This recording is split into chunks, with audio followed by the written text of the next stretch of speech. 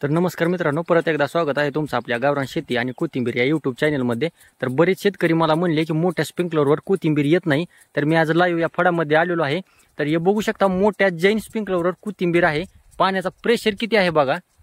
असा तुम्ही जर प्रेशर पाण्याचा दिला त्या जैन स्प्रिंकलरला तर कोथिंबीर नंबर 1 अशी येते। मिनी स्प्रिंकलर किंवा रिन पाईप सुद्धा वापर करायची काहीच गरज नाही।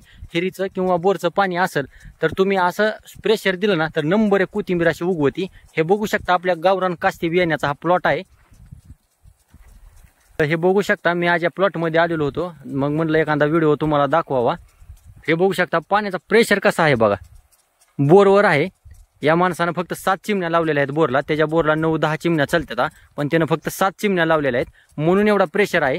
पावसाचं पाणी जसं पडतंय तसंच या स्प्रिंकलरचं पाणी पडालेलं आहे, तुम्ही बघू शकता।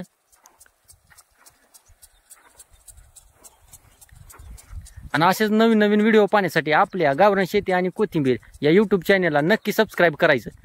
आणि जर व्हिडिओ आवडला असेल तर लाईक शेअर कमेंट करायला विसरायचं नाही। माहिती पाहिजे असेल तर खाली स्क्रीनवर नंबर आहे, त्या नंबरवर कॉल करून माहिती विचारू शकता। तर प्लॉट कसा वाटला कोथिंबीरीचा ते कमेंटमध्ये नक्की सांगा। धन्यवाद।